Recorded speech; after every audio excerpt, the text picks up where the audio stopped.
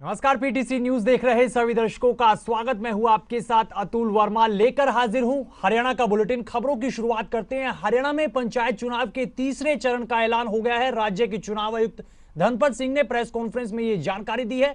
4 जिलों में तीसरे और अंतिम चरण के लिए तारीखों का ऐलान कर दिया गया है। फरीदाबाद, पलवल, हिसार और फतेहाबाद में तीसरे चरण के लिए पंचायत चुनाव होने जा रहे हैं। 22 नवंबर को जिला परिषद और पंचायत समिति के लिए वोट डाले जाएंगे और फिर 25 नवंबर को सरपंच के लिए वोटिंग होगी, जिसके बाद 27 नवंबर को मतगणना और उसी दिन नतीजे आएंगे। तो हरियाणा में पंचायत चुनाव के तीसरे चरण का ऐलान हो गया है। 4 जिलों में तीसरे और अंतिम चरण के पंचायत चुनाव होने जा रहे हैं। फरीदाबाद, पलवल, हिसार और फतेहाबाद में ये तीसरे चरण के पंचायत चुनाव होंगे। 25 नवंबर को वोटिंग होगी और 27 नवंबर को नतीजे आएंगे। कोड ऑफ कंडक्ट इन 4 जिलों में भी अब से लागू हो जाएगा और कल से नोटिफिकेशन होके 5/11 से नॉमिनेशन आने शुरू हो जाएंगे। 11/11 तक नॉमिनेशन लिए जाएंगे और 12/11 को स्क्रूटनी होगी। 14/11 को विड्रॉल 3 बजे तक हो सकेंगे। 14/11 को 3 बजे के बाद फाइनल लिस्ट ड्रॉ होने के बाद सिंबल्स अलॉट होंगे। 22/11/2022 को जिला परिषद और पंचायत समितियों के लिए वोट डाले जाएंगे सदस्यों के लिए और 25/11/2022 को ग्राम पंचायतों के लिए सरपंच के पदों के लिए वोट डाले जाएंगे। टाइमिंग रहेंगे सुबह 7 बजे से शाम 6 बजे तक। रीपोल अगर कोई जिला परिषद पंचायत समिति का हुआ वो 25/11 को होगा और पंचायतों का कोई रीपोल हुआ तो 27/11 को होगा। आगे बढ़ते हैं। यमुनानगर के गांव बालछप्पर में सरपंच का चुनाव लड़ने वाले प्रत्याशी को चुनाव न लड़ने की धमकी देने और उसके घर के बाहर फायरिंग कर दहशत फैलाने वाले आखिरकार पुलिस के हत्थे चढ़ गए हैं। डीएसपी रजत गुलिया ने प्रेस कॉन्फ्रेंस कर बताया कि 2 हफ्ते पहले सरपंच पद के प्रत्याशी के घर के बाहर 5 राउंड फायर किए गए थे और चुनाव न लड़ने की धमकी दी गई थी। इस मामले की जांच करते हुए गांव के ही 2 युवकों को गिरफ्तार कर लिया गया है। पूछताछ में सामने आया कि गांव के ही 2 शख्स जो कि अमेरिका में रहते हैं, उन्होंने फोन पर इन युवकों से बातचीत की, जिसके बाद उन्होंने शूटर्स को बुलाकर फायरिंग की और इस घटना को अंजाम दिया और गांव में दहशत फैलाई। पुलिस के मुताबिक चुनावी रंजिश और गांव में अपना वर्चस्व कायम कर रखने के लिए इस प्रकार की प्लानिंग की गई थी। फिलहाल आरोपी युवकों से आगे की पूछताछ का दौर जारी है, जिसमें और भी कई खुलासे हो सकते हैं।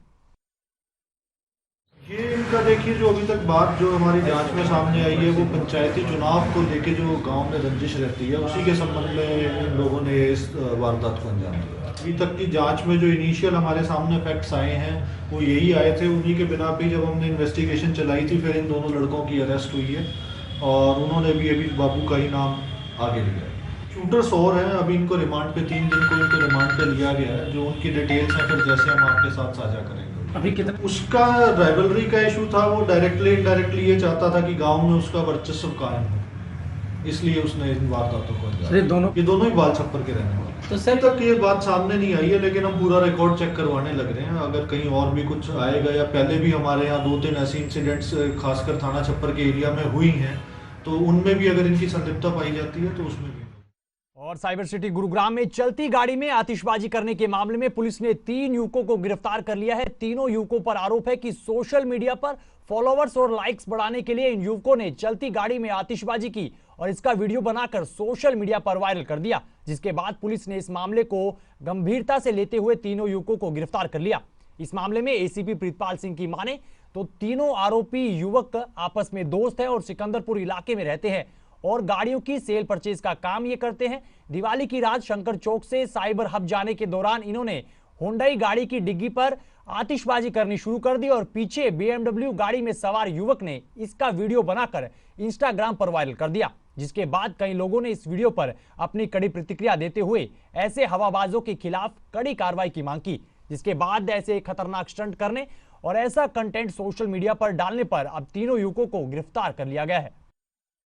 एक सोशल मीडिया पर इंस्टाग्राम पे एक वीडियो वायरल हुआ था जिसमें कुछ नौजवान लड़के एक हुंडई कार में ब्लैक कलर में रैश ड्राइविंग करते हुए और उसमें पटाखे चलाते हुए उसमें दिखाई दे रहे थे।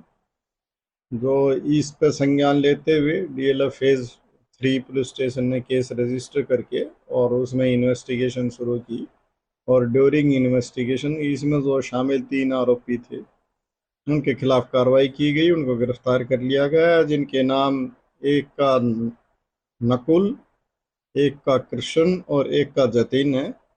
ये इनसे हमने जिस गाड़ी में ये सवार थे वो गाड़ी बरामद कर ली है, और जिस फोन से इन्होंने वीडियो बना करके और वो वायरल किया था उसको भी हमने बरामद कर लिया है। इसमें बाकी इन्वेस्टिगेशन की। ब्रेक के बाद आपका एक बार फिर से स्वागत है। आगे बढ़ते हैं। फरीदाबाद के सूरजकुंड में राष्ट्रीय सुरक्षा पर देश के तमाम राज्यों के गृह मंत्रियों का चिंतन शिविर आयोजित किया गया। इस शिविर में गृह मंत्री अमित शाह भी शामिल हुए थे और पीएम मोदी ने इस शिविर को ऑनलाइन संबोधित किया। इस दौरान प्रधानमंत्री नरेंद्र मोदी ने कहा कि गृह मंत्रियों का ये चिंतन शिविर सहकारी संघवाद का एक उत्तम उदाहरण है। हर एक राज्य एक दूसरे से सीखे, एक दूसरे से प्रेरणा ले, देश बेहतरी के लिए काम करे, ये संविधान की भी भावना है और देशवासियों के प्रति हमारा दायित्व भी है। पीएम मोदी ने कहा कि आने वाले 25 साल देश में एक अमृत पीढ़ी के निर्माण के हैं और ये अमृत पीढ़ी पंच प्रणों के संकल्पों को धारण करके निर्मित होगी। विकसित भारत का निर्माण, गुलामी की हर सोच से मुक्ति, विरासत पर गर्व, एकता और एकजुटता के साथ साथ नागरिक कर्तव्य, ये 5 प्रणों का महत्व अपने आप में बहुत अहम है। वहीं हरियाणा के मुख्यमंत्री मनोहर लाल और गृह मंत्री अनिल विज भी इस शिविर का हिस्सा बने। आजादी का अमृत काल हमारे सामने है। आने वाले 25 साल देश में एक अमृत पीढ़ी के निर्माण के हैं।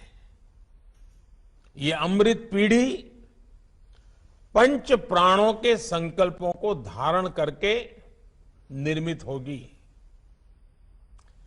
विकसित भारत का निर्माण,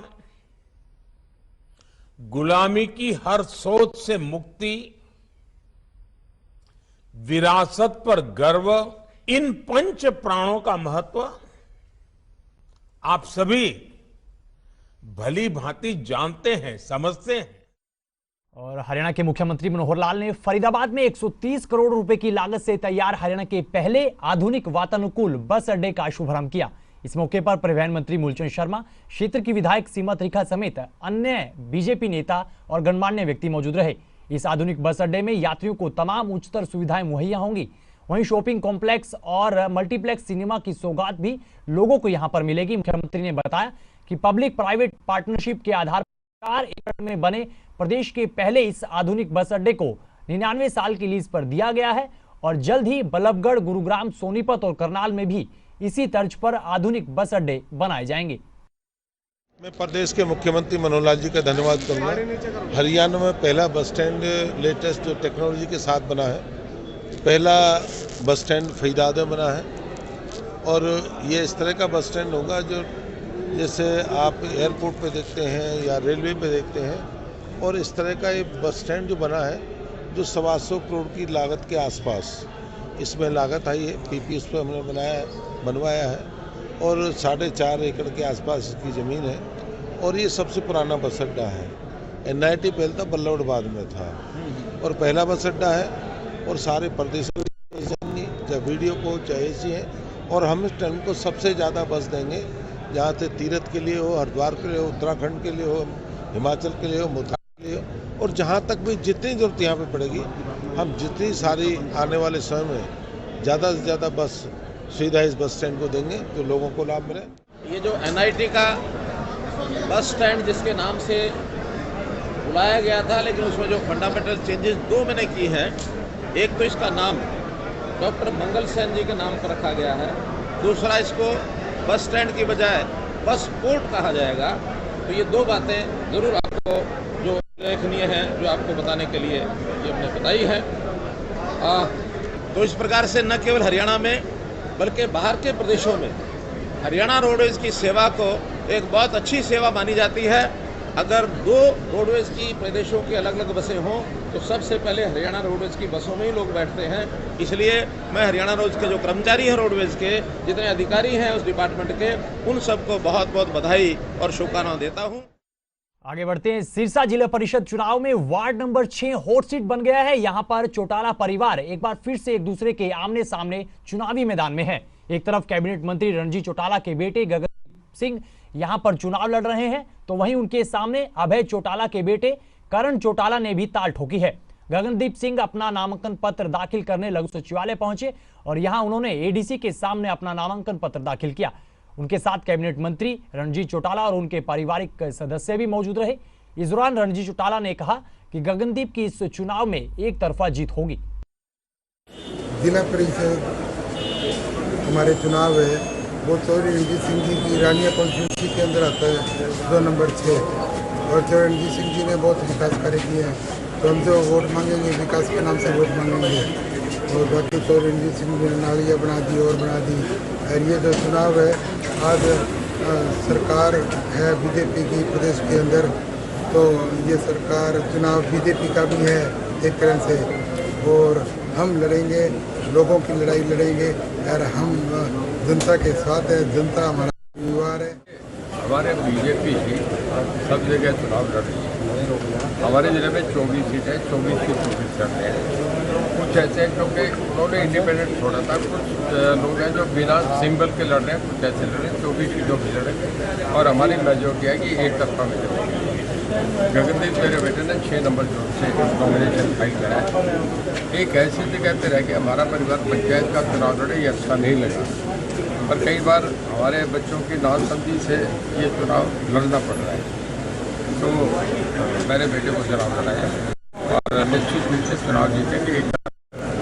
कि भाई अब इन्होंने कह दिया तो अब क्योंकि मेरी कॉन्स्टिट्यूंसी है, मैं नहीं अलाउ कर रहा कि यहाँ कोई आदमी दूसरा कि यहाँ अपना काम सके इस करके। और अगली खबर भिवानी से है। भिवानी में होने जा रहे पंचायत चुनाव के प्रचार के आखिरी दिन गांव धनाना में रोड शो निकाल रहे एक प्रत्याशी के काफिले में 2 युवकों की करंट लगने से मौत हो गई। दोनों युवक भिवानी जिले के गांव तालू के रहने वाले थे, जो जिला परिषद वार्ड 2 के प्रत्याशी नरेंद्र तालू के प्रचार में शामिल रोड शो में ट्रैक्टर की छत पर सवार थे। इसी दौरान काफिले के गांव धनाना में गुजरते वक्त ट्रैक्टर बिजली की तारों की चपेट में आ गया, जिसमें इन दोनों युवकों की मौत हो गई। वहीं वार्ड नंबर 2 से उम्मीदवार सेठी धनाना ने कहा कि गांव तालू के 2 युवकों की करंट लगने से हुई मौत की खबर बेहद दुखद है। उन्होंने कहा कि वो स्वयं वार्ड 2 से प्रत्याशी हैं, लेकिन इंसानियत के नाते वो पीड़ित परिवार के साथ खड़े हैं। आज 2 पुलिस विभाग के द्वारा 2 व्यक्तियों की डेड बॉडी प्रदीप नामक और विनोद राजेश, ये जो तालू के रहने वाले हैं, और हादसा बताते हैं कि धनाने में होया। इसकी डेड बॉडी हमारे पास आई, जैसे ही हम उनके कागज़ पूरे हुए हमने उसका पोस्टमार्टम करवा करके उनके पुलिस को हैंड ओवर कर दिया। ब्रेक के बाद आपका एक बार फिर से स्वागत है। आगे बढ़ते हैं। कुरुक्षेत्र यूनिवर्सिटी में रत्नावली महोत्सव का आगाज हो चुका है। रत्नावली महोत्सव के उद्घाटन समारोह में बतौर मुख्य अतिथि पहुंचे हरियाणा के राज्यपाल बंडारू दत्तात्रेय का पगड़ी पहनाकर स्वागत किया गया। इस मौके पर राज्यपाल ने कहा कि रत्नावली महोत्सव हरियाणा की एक लोक संस्कृति का एक ऐसा समागम है जिसमें विशुद्ध रूप से हरियाणवी संस्कृति को केंद्रित कर हरियाणा की लोक परंपराओं से जुड़ी विधाओं को मंच दिया जाता है। राज्यपाल ने अपने संबोधन में कहा कि आजादी के अमृतकाल में कुरुक्षेत्र यूनिवर्सिटी के रत्नावली महोत्सव के उद्घाटन समारोह में शामिल होकर वो खुद भी आनंदित महसूस कर रहे हैं। राज्यपाल ने रत्नावली महोत्सव में हिस्सा लेने आए सभी छात्रों को शुभकामनाएं दी। वहीं जाने माने फिल्म निर्देशक और अभिनेता सतीश कौशिक भी इस रत्नावली महोत्सव में खास तौर पर पहुंचे। आज मुझे सचिदेव जी ने जो बताया था संस्कृति के बारे में, लेकिन मुझे और एक बात बताना है। जो प्रधानमंत्री नरेंद्र मोदी जी ने डिजिटलाइजेशन का उन्होंने इस क्षेत्र में प्रौद्योगिक डिजिटलाइजेशन को बहुत जो है नए नए उपायों से आगे बढ़ाया है। इसके वजह से आज भारत जो है अमेरिका, चाइना, उसके बाद दुनिया में तीसरे नंबर पर आज भारत खड़ी हुआ है।